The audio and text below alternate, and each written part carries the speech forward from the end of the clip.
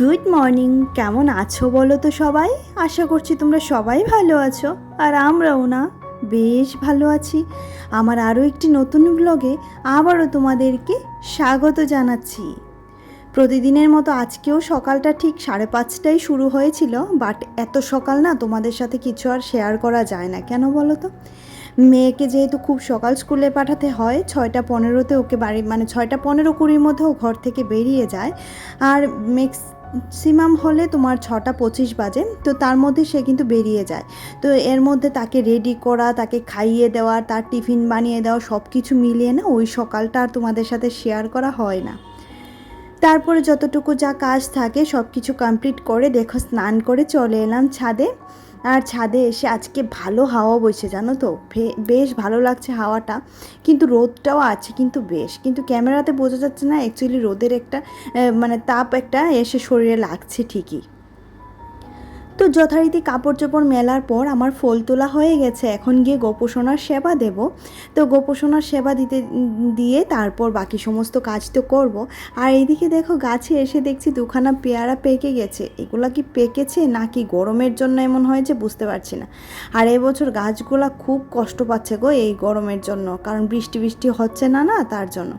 আর এদিকে পেয়ারাগুলো কেটে দিয়ে দিলাম গোপোষণাকে। আর আমাদের গাছে যাই ধরে না কেন সবার আগে গোপোষণার সেবাতে লাগে, তারপর অন্যান্য কিছু।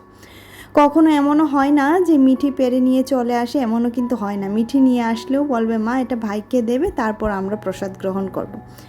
আর এদিকে ভাত বসিয়েছিলাম, তারপর দুধও জাল দিয়েছি, তারপর আলুটা সেদ্ধ করতে বসিয়েছি। আর এদিকে রেডি হয়ে গেছি, কারণ মিঠিকে আজকে বাস থেকে নামিয়ে আনতে হবে। ওর পাপা বাড়ি চলে গেছে, আমাদের গ্রামের বাড়িতে। তো সেই কারণে আজকের চাপটা একটু বেশি। আর আজকে রান্নাবান্না বলতে কিছুই করব না, ভাত আর আলু ভাজা। আর মেয়ের সকালে পোলাও বানিয়ে দিয়েছিলাম ভেজিটেবল, যেটা স্কুলে নিয়ে গেছে ভেজিটেবল পোলাও, সেটা রয়েছে, সে আলু ভাজা দিয়ে খেয়ে নেবে। আর এদিকে না গরমে চুলগুলা এত উঠছে কি বলবো, প্রত্যেকেরই মনে হয় এই অবস্থা, তাই না? যত গরম পড়ছে চুলের কিন্তু 12টা বেজে যাচ্ছে। তো সেই কারণে খুব তাড়াহুড়া করে চুল আঁচড়াতে হচ্ছে। তো কিছু চুল আবার আমার ছিঁড়েও গেছে, জানো তো। আর এই যে 10:30 বাজতে মাত্র কয়েক মিনিট বাকি, মেয়ের বাস আসে 10:45-এ।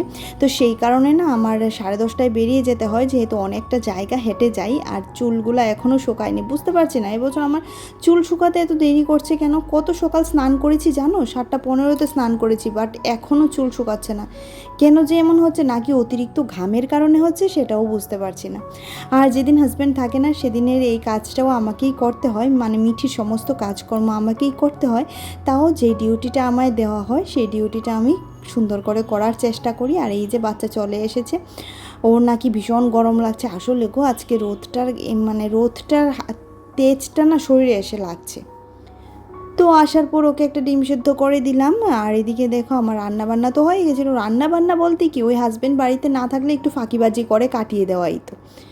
তো গতকালকে কাজের প্রেশারটা একটু বেশিই ছিল, নিজের বলো মিঠির পড়াশোনার বলো, তো সেই কারণে না আর নিজে রেস্ট করা হয়নি। তো ভাবছি আজকে একটু রেস্ট করব, তাই তাড়াতাড়ি করে কাজগুলো সেরে নিলাম। আর শুধুমাত্র আলু ভাজা আর ভাত করেছি এই মুহূর্তে, আর কিন্তু কিছুই করিনি।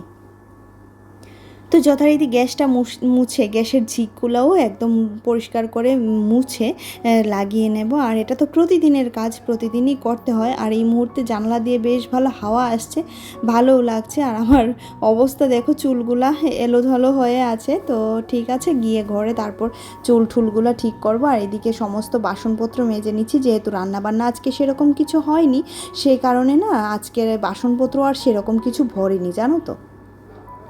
অনেকটা কম বাসনপত্রই ছিল, তো সেই সমস্ত কিছু মেজে ধুয়ে পরিষ্কার করে নিচ্ছি। আর মিঠি বসে আছে, মিঠিকে একটু জল দিয়েছিলাম গ্লুকোজ দিয়ে, তো সেটা খাচ্ছিল বসে বসে। ওই ডিম খাওয়ার পর প্রায় আধ ঘন্টা 1.5 ঘন্টা পর ওকে জলটা দিয়েছি। আর তারপর ও স্নান করবে।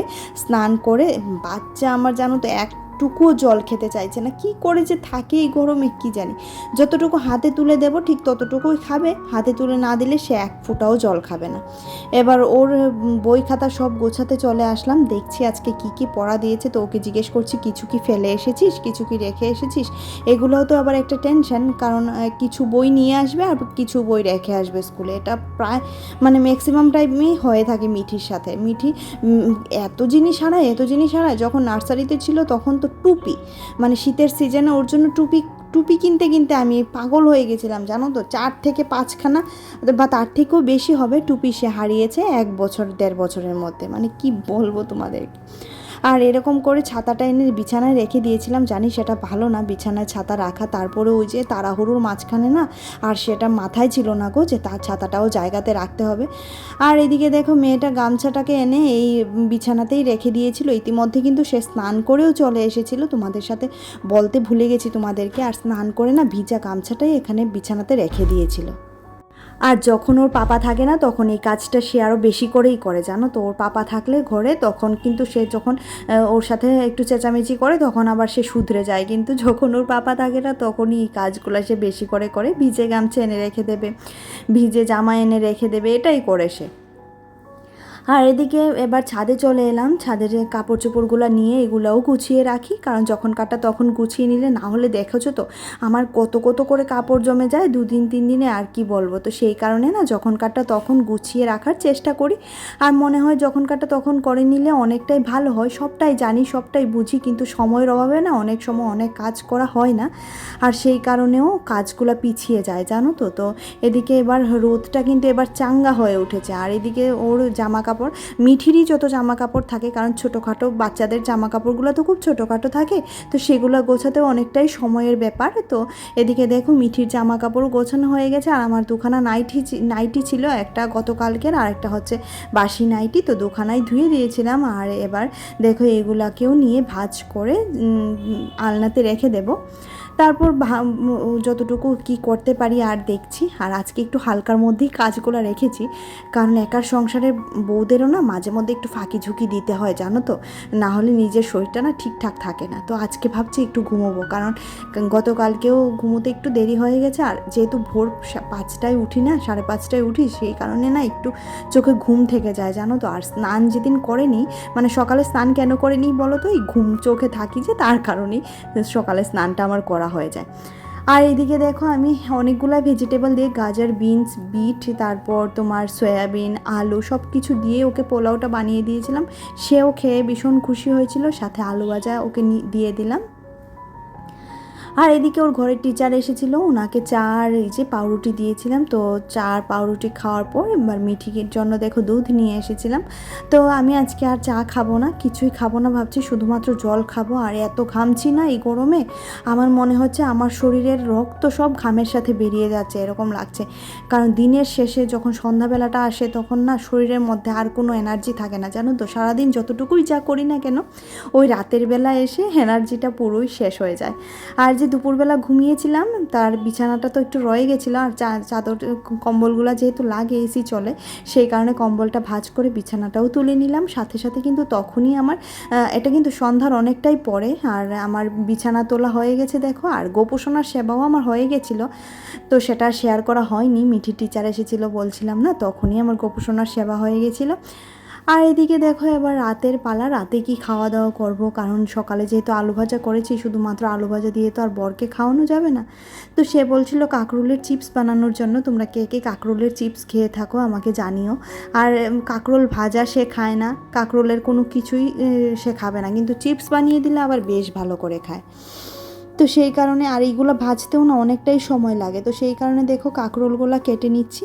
আর এভাবেই হালকা মানে পাতলা পাতলা করে কেটে নিয়েছি দেখো। আর এইভাবে করে কেটে নিলে দাঁতে তো ওই কাঁকরোলের বিচিগুলো পড়ে না, তো সেই কারণে খেয়ে নিতে পারে। আর মিঠিও না ভীষণ খুশি হয় এভাবে চিপস বানিয়ে দিলে। আর তেলে পড়লে তো সব কিছুই ভালো লাগে, তাই না? তো আজকে এই যে কাঁকরোলের চিপসের সাথেই ভিডিওটা তাহলে এখানেই শেষ করব। আর ভিডিওতে যদি কিছু ভালো লাগে অবশ্যই আমার চ্যানেলটিকে সাবস্ক্রাইব করে দিও, আর পাশে থাকা বেল আইকনটাও ক্লিক করে দিও, যাতে করে আমি যখনই ভিডিও আপলোড করি নোটিফিকেশনটা তোমরা পেয়ে যাবে। আর যারা যারা কাজটি করে রেখেছো তাদেরকে তো অসংখ্য ধন্যবাদ জানাচ্ছি। তোমরা প্রতিদিন আমাকে এত সুন্দর করে সাপোর্ট করছো, ভালোবাসা দিচ্ছ। আমি চাইবো একদম সব সময় তোমাদের ভালোবাসার হাতটা যেন আমার কাছে এভাবেই থাকে, আমিও তোমাদের পাশে নিয়ে এগিয়ে চলতে চাই। তোমাদের সাথে এগিয়ে চলতে চাই। তো চলো, এই যে মিঠির জন্য ভাতটা নিয়ে নিলাম। ভাতটা একটু গরম করেছিলাম, যেহেতু দুপুরবেলাকার রান্না ভাত, তো একটু ভাজা বড়ার সাথে ভাত গরম না করলে হয় না। আর প্রতিদিন রাত্রেবেলা একটু ভাতটা গরম করে নিই। আর এদিকে দেখো কাঁকরোলের চিপস নিয়েছি আর আলু ভাজা নিয়েছি, তো সে এখন খেয়ে নেবে। তো খাওয়া দাওয়ার পর তাকে ঘুম পাড়াবো, যেহেতু কালকে আবার স্কুল আছে। তারপর তার ব্যাগ গোছাবো। মানে ওই যে বললাম না, বাড়ির বউদের না তুমি এক দণ্ডও বসার সময় নেই। যদি শুয়ে বসে সময় নষ্ট হয় তাহলেই দেখবে পরের বেলার কাজগুলো আবারও চলে আসে। তো চলো, টাটা।